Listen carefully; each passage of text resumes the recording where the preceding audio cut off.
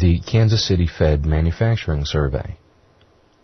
The Kansas City Fed looks at manufacturing activity in its district, which includes Colorado, Kansas, Nebraska, Oklahoma, Wyoming, northern New Mexico, and western Missouri, during the first month of each quarter, and compiles a host of indices, the most important of which is the production index.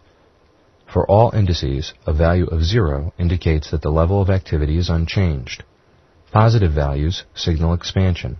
Negative ones indicate slowing.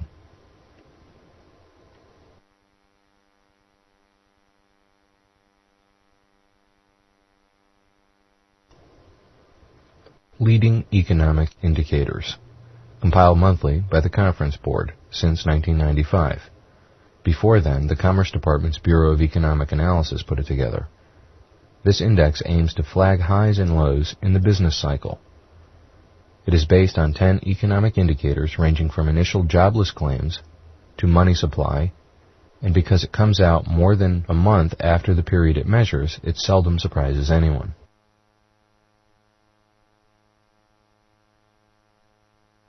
The Mortgage Application Survey. Compiled weekly by the Mortgage Bankers Association, this survey includes a purchase index and a refinancing index, both of which were set at 100 on March 16, 1990.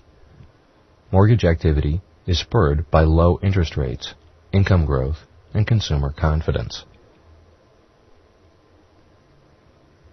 New home sales. The seasonally adjusted annual pace of new home sales is among the first indicators to heat up in a growing economy, and among the first to slacken in a slowing one. Influenced by interest rates, job and income growth, consumer confidence, and stock market levels, this hard-to-predict indicator comes with a less volatile 3-month moving average. The Census Bureau calculates it. The New York Business Conditions Index, compiled by the New York arm of the National Association of Purchasing Management, which produces the monthly Purchasing Managers Index.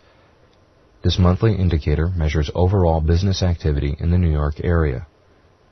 Like the PMI, its most frequently cited component is the diffusion index, calculated by adding the percentage of respondents who report increasing business activity and half the percentage who report a decrease or no change.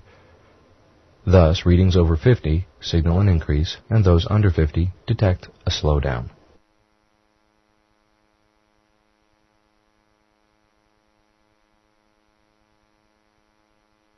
Personal income and consumption. Measured monthly by the Commerce Department's Bureau of Economic Analysis. Personal income represents the total amount of compensation received by individuals from all sources, wages and salaries, investments, and benefits. It is not adjusted for inflation. Consumption is the market value of the goods and services purchased by individuals. The Philadelphia Fed Index. The Philadelphia Fed's monthly report, officially called the Business Outlook Survey, measures manufacturing activity in its region, which includes Pennsylvania, New Jersey, and Delaware. Like other district Fed surveys, it measures an array of activities, new orders, shipments, and delivery times, to name a few. The most widely quoted figure is the General Business Conditions Index, a diffusion index. It represents the difference between the percentage of respondents reporting an increase in activity and the percentage reporting a decrease. Thus, a 0 reading indicates that activity on average is unchanged.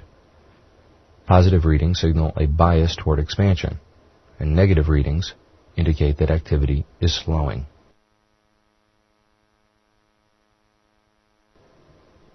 The Producer Price Index. One of the Labor Department's two big inflation measures. The other is the Consumer Price Index, generally released a week later. The PPI measures the price of a fixed basket of goods.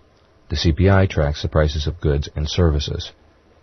It includes finished consumer goods, consumer foods, energy, and capital equipment, cars and trucks, mainly.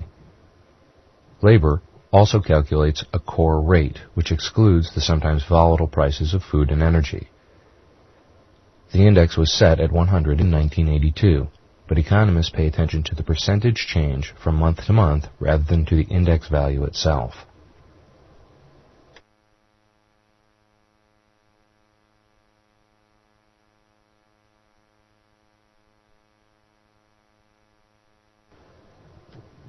Productivity and unit labor costs. Productivity refers to the output per hour of all workers. If it rises from quarter to quarter, productivity is increased. If productivity gains outpace compensation growth, unit labor costs can go down, keeping inflation under control. The Purchasing Managers Index. The National Association of Purchasing Management's monthly report on business contains this paramount measure of manufacturing activity. Based on a survey of purchasing executives in about 300 industrial companies, the index reflects growth in the manufacturing sector when it's over 50 and deceleration when it's under 50. In addition to the PMI, the report includes 8 other indices.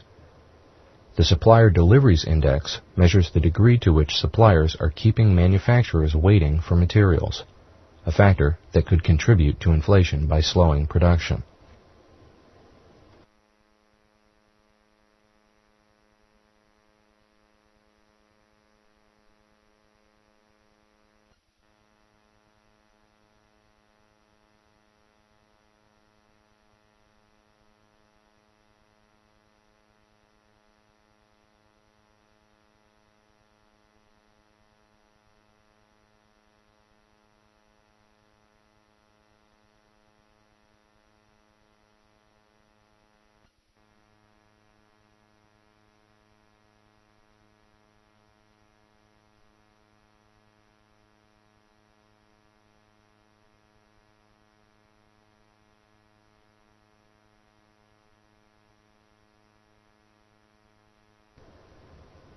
Real earnings.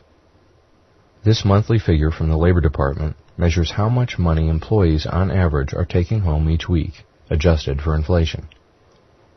It's important because it provides a clue about how spending patterns may change. But the number seldom surprises because it's calculated using previously released measures. Basically, labor takes the average hourly earnings figure from the employment report, multiplies it by the number of hours in the average work week, also from the employment report, and adjusts the product for inflation by using the CPI. The Red Book Retail Averages, compiled weekly by LJR Red Book Research, a subsidiary of brokerage firm Lynch, Jones & Ryan. These figures are based on sales growth estimates from a sample of retail companies representing about 85% of the department store category of the Census Bureau's monthly retail sales report. The most widely quoted average compares month-to-date sales with the previous month, released Tuesdays at 2:40 p.m. Eastern Standard Time. Retail sales.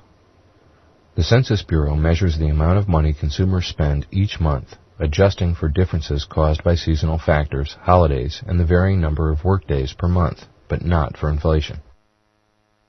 This indicator is hard to forecast and subject to big revisions.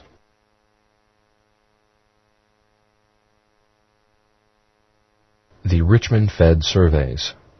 The Richmond Fed surveys service sector and manufacturing activity in the 5th Federal Reserve District, which includes the District of Columbia, Maryland, North Carolina, South Carolina, Virginia, and most of West Virginia. The Service Sector Survey clocks revenue growth, retail-only revenue growth, and current price trends. The Manufacturing Survey measures shipments, employment, and current price trends.